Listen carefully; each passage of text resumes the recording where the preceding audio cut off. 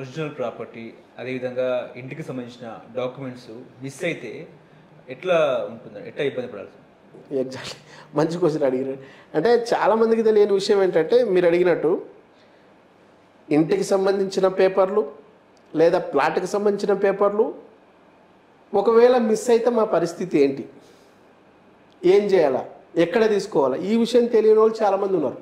మొన్న ఒక ఆమె నాకు సంబంధించిన వాళ్ళ కూతురు మ్యారేజ్ ఉందని చెప్పేసి తన ప్రాపర్టీని సేల్ చేద్దామని వచ్చింది. సరే, ప్రాపర్టీ చూసినా అంతా బాగుంది. లింక్ డాక్యుమెంట్ ఇమ్మని అడిగాం. లింక్ డాక్యుమెంట్ అంటే ఏంటి అని అడుగుతుంది. ఆమెకు సంబంధించిన డాక్యుమెంట్ మాత్రం ఆమె దగ్గర ఉంది. ఒక ప్రాపర్టీకి అంటే మనిషికి డేట్ ఆఫ్ బర్త్ ఎట్లాగైతే ఉంటుందో ప్రాపర్టీకి కూడా డేట్ ఆఫ్ డాక్యుమెంటేషన్ లింక్ ఉంటుంది. ఫస్ట్ అది వ్యవసాయ పొలం. వ్యవసాయ పొలాన్ని నివాసయోగ్యమైన పొలంగా మార్చితే దాన్ని ఎన్ఏ సర్టిఫికేట్ అంటారు, అంటే రెసిడెన్షియల్గా కన్వర్ట్ చేశారు.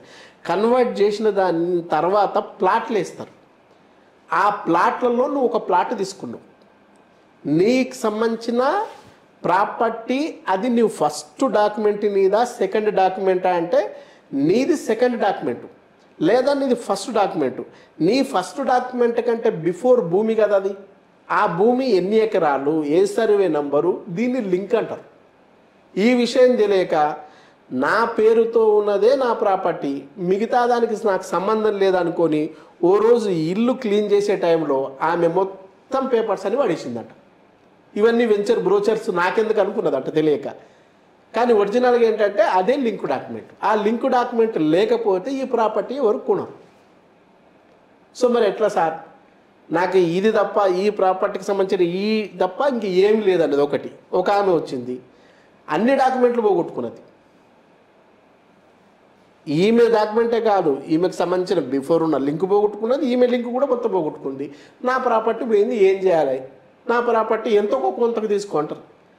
అలాంటప్పుడు కొనేవాళ్ళు కూడా ఏం చేస్తారు, ఈమె దగ్గర ఎట్లాగ ఏం లేదు కాబట్టి ఆడ 100 రూపాయలు ఉందంటే 20 రూపాయలకు అడుగుతారు.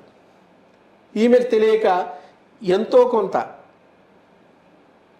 సచినోడి పెళ్ళికి వచ్చిందే కట్నం అన్నట్టు ఎట్లాగో డాక్యుమెంట్ పోయినాయి కదా, ఎంతో కొంత వచ్చిన కాడికి చాలని చెప్పేసి కమిట్ అవ్వడానికి కూడా చాలామంది ఇష్టపడతారు. కానీ వాస్తవానికి గుర్తుంచుకోవాల్సింది ఏంటంటే, మీకు సంబంధించిన ఒరిజినల్ ప్రాపర్టీ పోయినంత మాత్రాన మీ ప్రాపర్టీకి మీరు ఓనర్లు కాకుండా పోరు. ఖచ్చితంగా మీ ప్రాపర్టీకి మీరే ఓనర్స్. కాకపోతే మీకు తెలియాల్సిన విషయం ఏంటంటే, ఒకవేళ ఇప్పుడు ఫర్ ఎగ్జాంపుల్ నీ కొడుకున్నాడు, వాడికి 10th క్లాస్కి సంబంధించిన ఇంటర్మీడియట్కి సంబంధించిన అన్ని సర్టిఫికెట్లు పోయినాయి అనుకో,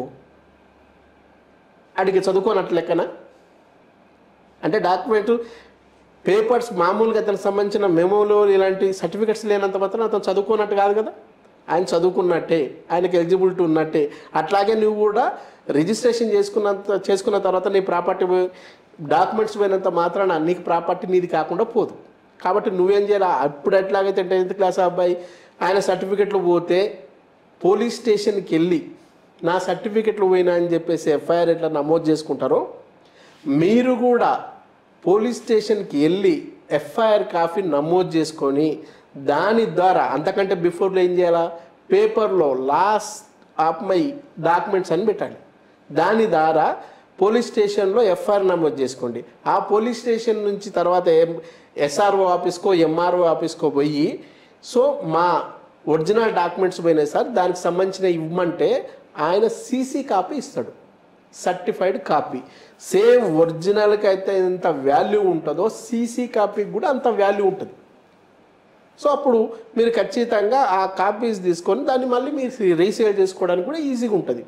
కొంతమంది తెలియని వాళ్ళు సీసీ కాపీ వద్దు మాకు ఒరిజినలే కావాలనే వాళ్ళు ఉంటారు. దానికి సంబంధించిన డీటెయిల్స్ అన్ని సమాచారం అంతా పర్ఫెక్ట్గా ఇవ్వగలిగితే అతను తీసుకుంటాడు, పెద్ద విషయం కాదు. కొందరు ఓన్లీ సీసీ కాపీ మీద డిపెండ్ అయ్యే రిజిస్ట్రేషన్ చేసుకుందాం అనుకునే వాళ్ళకు కూడా ఒక హెచ్చరిక, మీరు ఓన్లీ ఆల్రెడీ ఎస్ఆర్ఓనో ఎంఆర్ఓ సీసీ కాపీ ఇచ్చిండు కదా, ఈ సీసీ కాపీ ఉంటే ఇంకా అంత పర్ఫెక్ట్గా ఈ ప్రాపర్టీ తీసుకుందాం, ఒరిజినల్ డాక్యుమెంట్ లేకపోయినా తీసుకుందాం అనుకుంటే కూడా ఒక రకమైన ప్రమాదం ఉంటుంది. కొంతమంది అతి తెలివి, అందరు కాదు, కొంతమంది కస్టమర్స్ ఏం చేస్తారు, ఈ ఒరిజినల్ను వేరే వారి దగ్గర పెట్టి అప్పు తెచ్చుకుంటారు. ఆ అప్పు తిరిగి చెల్లించలేదు కాబట్టి ఆయన ఒరిజినల్స్ ఇవ్వడు. ఆయన ఒరిజినల్స్ ఇవ్వకపోతే వీళ్ళు ఏం చేస్తారు, మిస్ అయినామని చెప్పేసి అక్కడ కూడా మేనేజ్ చేసి ఓన్లీ సీసీ కాపీ తోటి కూడా మీకు ప్రాపర్టీని అంటగట్టే ప్రమాదం కూడా ఉంది. సో ఈ తరుణంలో మీరు ప్రధానంగా చూసుకోవాల్సింది ఏంటంటే ఓన్లీ సీసీ కాపీ ఒకటే మాత్రమే చూసుకోకుండా ఖచ్చితంగా ఎఫ్ఐఆర్ కాపీ ఉందా లేదా అది చెక్ చేసుకోండి. దాంతోపాటు మా డాక్యుమెంట్స్ అయినవి మిస్ అయినవని చెప్పి మీకు ప్రధానంగా పేపర్లో అడ్వర్టైజ్మెంట్ ఇచ్చింటారు, lost of my register documents అని చెప్పేసి. ఆ రెండు ఉన్నప్పుడు మీరు తీసుకుంటే సేఫ్. అవి లేకుండా తీసుకుంటే ఒరిజినల్ పర్సన్ వచ్చింది అనుకోండి, ఎఫ్ఐఆర్ కాపీ లేదు కాబట్టి అతనిదే చెల్లే అవకాశం కూడా ఉంటుంది.